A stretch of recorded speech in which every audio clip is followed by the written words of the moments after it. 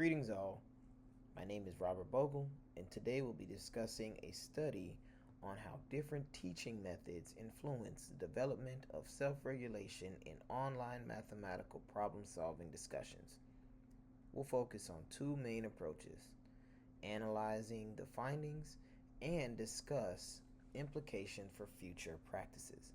This will be from chapter 14 of our text.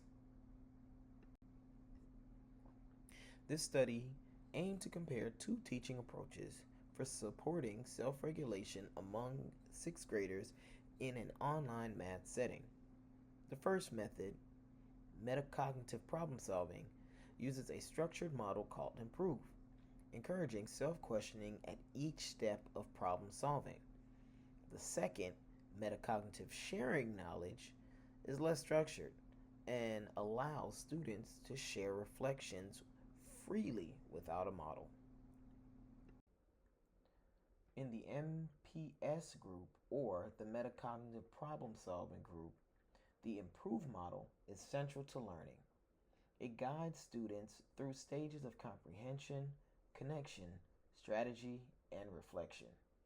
In this model, feedback is crucial, especially feedback that encourages metacognitive thinking, such as why a solution is correct, how strategies can be adjusted, or understanding the steps to a solution. This feedback supports deeper self-regulation and reflection. Types of feedback that the MS group received were corrective feedback, explanatory feedback, and metacognitive feedback. The Improve model in the MPS group encourages a structured approach to problem solving by breaking down the process into steps.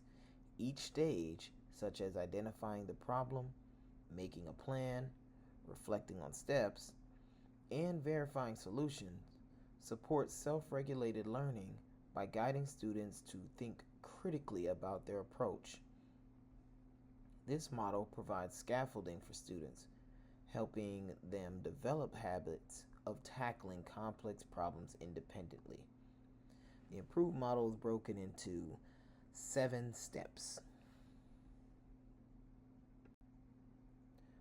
Studies findings showed that students in the MPS group who used the Improve model outperformed the MSK group, or the metacognitive sharing knowledge group, in both cognitive and metacognitive areas. Their feedback was also more structured and often included examples, which indicated a deeper understanding of problem-solving processes and an ability to provide high-quality feedback that went beyond surface-level corrections. On the other hand, students in the MSK group excelled in giving motivational and social feedback. Although they may not have achieved the same cognitive depth as the MPS group, the open, reflective structure allowed students to encourage each other and create a supportive learning environment. This highlights the value of unstructured feedback for emotional and social support in learning. In self-regulated learning, feedback plays a critical role in shaping how students process information and adjust their strategies.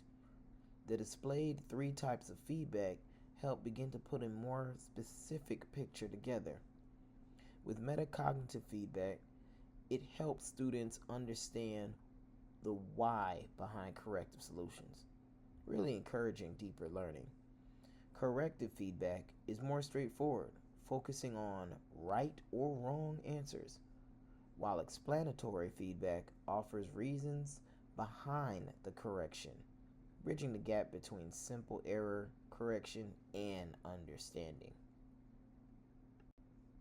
This study suggests that structured methods like the Improve model may be especially beneficial for young learners, providing clear guidance in developing self-regulated learning. However, the motivational and social benefits seen in the MSK group point out the potential for combining structured cognitive feedback with motivational elements. Future research may explore the integration to maximize self-regulation in different domains. The study concludes with recommendations for future research. One suggestion is to combine motivational feedback with cognitive strategies to support balanced approach to self-regulated learning.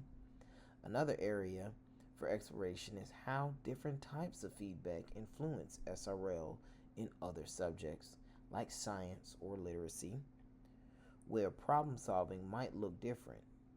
Lastly, future studies could investigate how feedback styles impact learners across age groups, helping us understand how to tailor feedback for different developmental stages.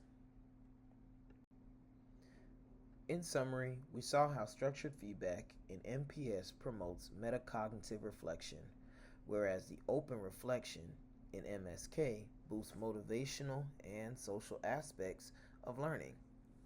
Both methods offer unique benefits, and choosing the right approach depends on the learning objectives.